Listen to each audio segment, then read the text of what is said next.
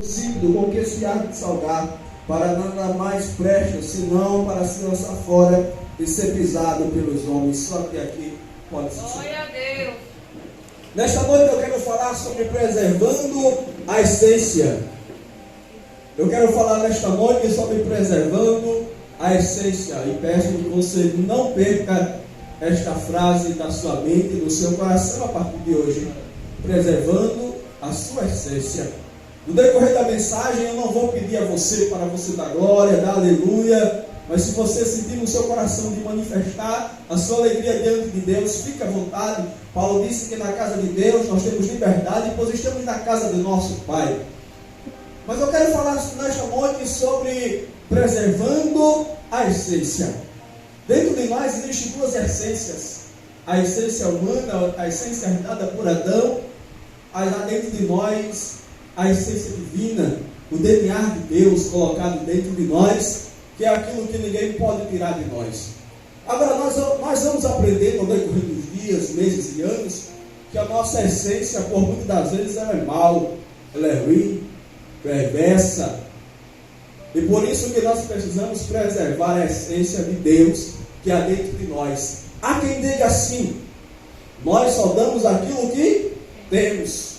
Mas nesta noite eu quero falar para os cristãos: nós só damos aquilo que há de Deus dentro de nós. Só oferecemos aquilo que há de Deus dentro de nós. Aí eu já começo essa mensagem com uma pergunta: e o que há de Deus dentro de você? O que existe de Deus dentro de você? Que você pode atestar com certeza e dizer: dentro de Deus, dentro de mim, de Deus existe paz, tranquilidade, espírito de mansidão. Existe dentro de mim um sentimento de perdão, mesmo quando eu sou prejudicado. Dentro de mim existe agora algo que eu não tinha. O que você pode atestar que há de Deus dentro de você? Porque a nossa essência humana, ela parte para o princípio de bateu, levou. Quando você é injustiçado, o seu desejo é agir com suas próprias mãos. Ou você vai dizer que como ser humano, quando você sofre algo, você não quer agir, não quer resolver por impulso. Se você não quer, depois no final do culto, me ensine como é que se faz isso, porque eu sou assim. No momento que alguém tenta me prejudicar, eu tento resolver na hora. Mas a essência de Deus às vezes diz: ei, espera, aguarda, se acalme, Aleluia. pare. A nossa essência não, a nossa essência diz: eu vou lá agora. O que foi que ela falou? Eu vou lá agora. A essência de Deus diz: se cale. Glória a Deus. Ele fala: sou eu. Aleluia. Glória ao nome de A essência de Deus fala mais alto. Por isso que João, escrevendo a uma das igrejas que estava na Ásia, disse assim: guarda o que tu tens, para que ninguém tome a tua coroa. Glória a Deus. Aleluia. Guarde o que há de Deus dentro de você. O que Deus depositou dentro de nós não pode ser tirado, não pode ser tomado. A essência de Deus sempre precisa falar mais forte, porque a essência do homem, quando vê o mestre ser arrancado, diz: o meu mestre não, pega a espada e diz: me dê cá a orelha. Aí a essência de Deus diz: ei, lança a espada na bainha. Tu acha que eu não poderia rogar a meu pai? A essência de Deus é diferente. A essência de Deus é o seguinte: Eusébio de Cesareia diz que montaram um esquema para prender Jesus antes do tempo, e um homem estava lá para prendê-lo, queria também prendê-lo, mas a Bíblia diz que a sua filha adoeceu. Aí Jesus chegou na beira da praia. Aí o homem que queria prender Jesus chegou e disse: mestre, minha filha está doente. Jesus disse: vamos lá. Aí Jesus vai à casa de Jairo. Aí a essência do homem: ó, não incomode o mestre, pois a filha já está morta. Jesus disse: a menina apenas dorme. A essência do homem, ela tem que a todo momento colocar na nossa mente, no nosso coração, que tudo está perdido. A essência de Deus guarda dentro de nós: eu sou o alfa e o ômega, o princípio e o fim. Deus sabe o fim antes do começo. Por isso que a essência de Deus fala mais forte dentro de nós. Deus sabe quando tudo vai terminar e como vai terminar. Por isso que desespero não é antídoto para problema.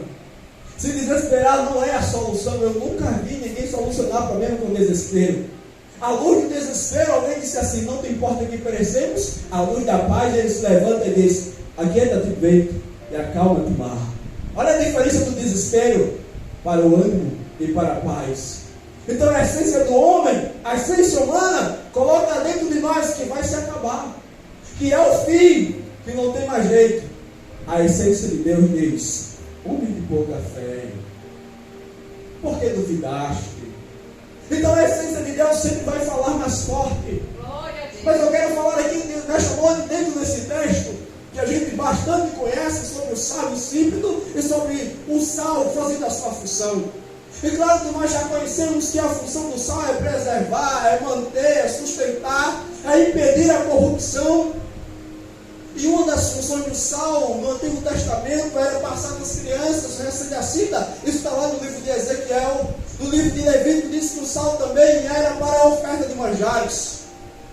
Então o sal tinha suas funcionalidades. Só que Jesus faz uma pergunta: para que serve o sal se perder o seu sabor? Aí eu faço uma pergunta a você: para que serve o cristão sem a essência de Cristo? Para que serve eu e você sem algo de Deus dentro de nós? Se eu e você agimos só como homem, para que a gente serve? Jesus disse assim: vocês estão no mundo, mas vocês não são do mundo. Se não houver nada de Deus dentro de nós, nós somos igual ao mundo aí fora. Não há nenhuma diferença entre aquele que serve e aquele que não serve, porque ele é igual. Se tornou insípido, não tem mais sabor. Jesus disse que quando o sal perdia o sabor, só servia para ser pisado. Um escritor chamado Thomson disse que o sal da Palestina, ele podia perder o seu sabor. Um homem por nome de Dixon disse certa feita que o sal ele só perdia o sabor quando ele era misturado com agentes químicos. Aí eu aprendi uma coisa: então tem coisas que nem o sal pode se misturar. Aí como servo de Deus e serva de Deus, tem coisa que não podemos nos misturar. A gente começa a perder a nossa essência. Por isso que o salmista disse assim: bem-aventurado é o homem que não se detém no caminho dos pecadores, que não se assenta na roda dos escarnecedores. A gente não pode se misturar, porque quando está misturado demais, a gente olha assim e não sabe quem é quem. Só que Jesus disse que se perder o sabor, se ele se tornar insípido, só serve para ser pisado. Aí aqui eu começo a aplicação deste texto. Quando eu e você perdemos a essência de Deus, só servimos para ser pisado. É por isso que você vai ver aqui e acolá alguém pisando o homem dizendo: para ser assim eu não quero. Para ser cristão assim eu não quero. Para ir para a igreja e ser desse jeito, para mim não dá. Está sendo pisado pelos homens. Mas Jesus disse: vocês são sal. O sal, quando ele é colocado na comida, ele começa agora a fazer a diferença. Você há de convir comigo que se você ingerir uma grande quantidade de comida insossa, sem sal, vai gerar uma reação dentro de você. Você vai ter vontade de vomitar. Aí o Senhor escreveu, através de João, escreveu a igreja que estava em Laodiceia, disse assim: não é quente nem frio, vomitar-te-ei da minha boca. Quando eu e você perdemos a essência de Cristo, até o mundo começa a nos abraçar. E tem um problema aí que Deus começa a nos rejeitar. E começa a fazer, como disse a igreja que está em Laodiceia: vou vomitar vocês da minha boca. Porque perderam a essência. Por isso que eu repito para você nesta noite: não perca a essência de Deus. E a essência de Deus é quem vai fazer olhar alguém para nós e dizer assim: ele é diferente. Ela é diferente. Essa pessoa não é como os demais. E nesta noite eu quero falar apenas de três essências de Deus para você entender que você e eu precisamos ser diferentes. Para aderirmos ao que Jesus queria dizer, quando alguém disse que Jesus está falando apenas no sentido figurado. Mas entendeu o que Jesus queria dizer? 3 essências de Deus que não precisamos perder e não devemos. Apenas 3. A primeira é a graça. A graça é aquilo que a gente não merece. Uma das coisas que a gente recebeu sem merecer foi a salvação. Aí a gente aprende que dar a alguém, como o pastor falou sobre gratidão, dar a alguém de quem já recebeu é fácil, mas dar a quem não é favorecido é mais difícil. É fácil favorecer quem me favorece.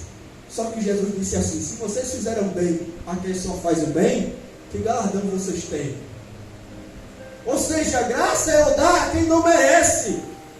Por isso é que a essência de Deus faz com que a gente seja diferente. É quando alguém olha para Islã e diz: tu não presta, Islã, para nada. Aí você diz: mas eu te amo em Cristo Jesus. Não gostei da tua voz, Islã. Obrigado pela sua opinião. Continuarei orando por você. De alguém olhar para você e dizer assim: provoquei Islã até o limite. E Islã não revidou. É porque havia algo dentro de Islã que ele não perdeu, a essência de Deus.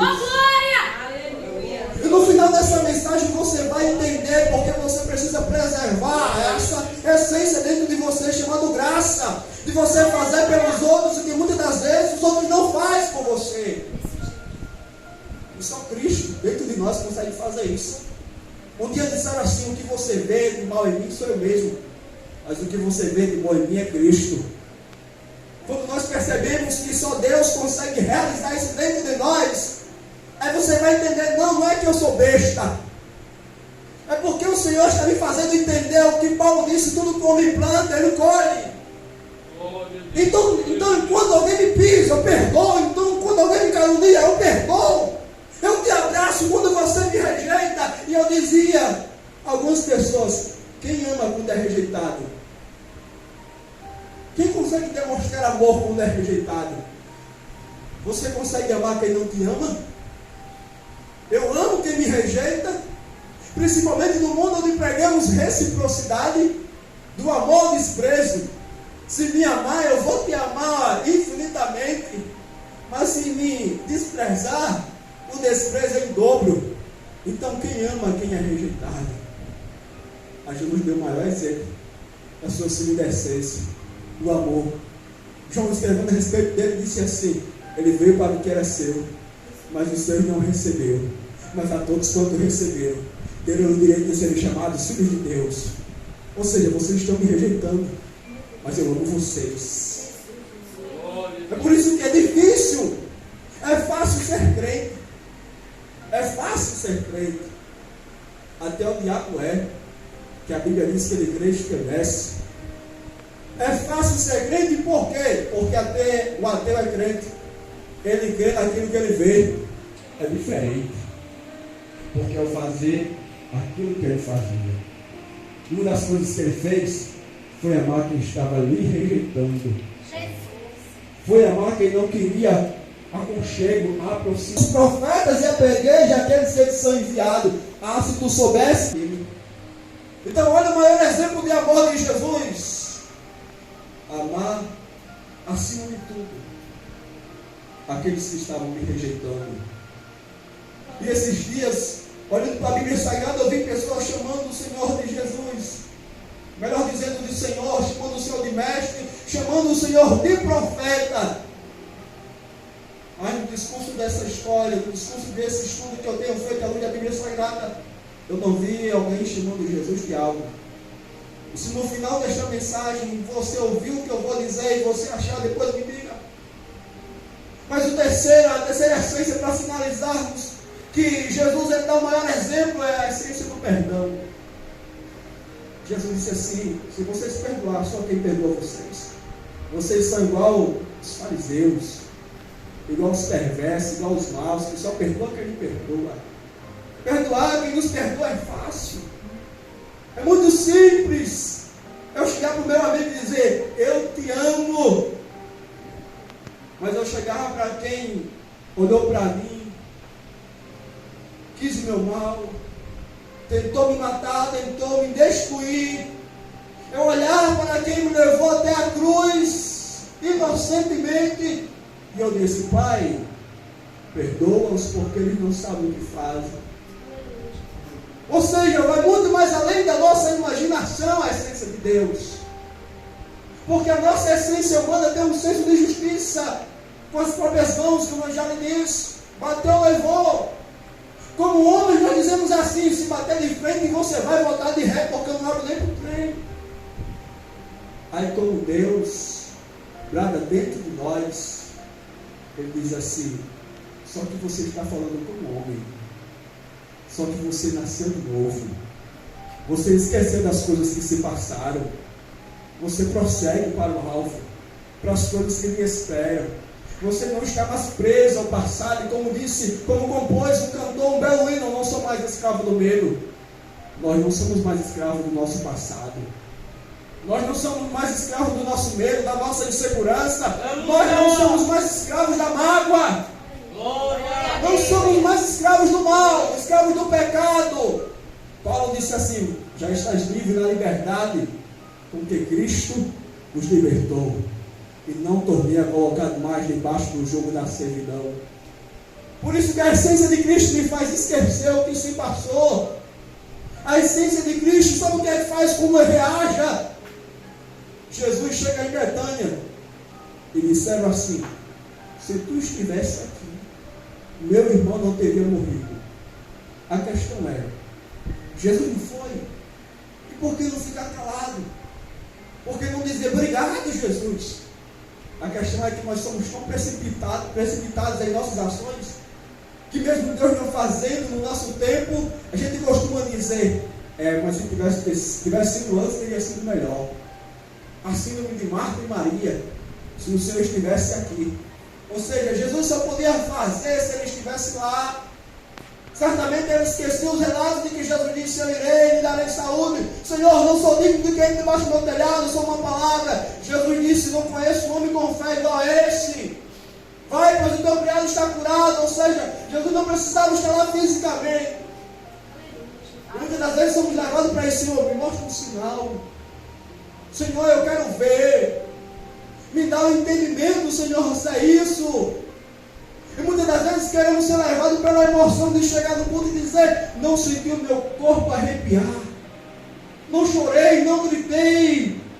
O culto hoje foi tão frio, o pastor Alex hoje estava com a palavra tão morta, tão fraca. O hino que Islan cantou não me fez chorar. Aí Paulo nos dá uma lição: eu sei em quem tenho crido. Eu sei em quem tenho crido. Se você gravar esta frase no seu coração, este versículo de Paulo, você vai entender o que Paulo queria dizer. Porque antes de dar fé, vinha a consciência.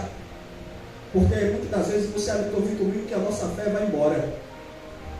Muitas das vezes a nossa fé não está lá no auge.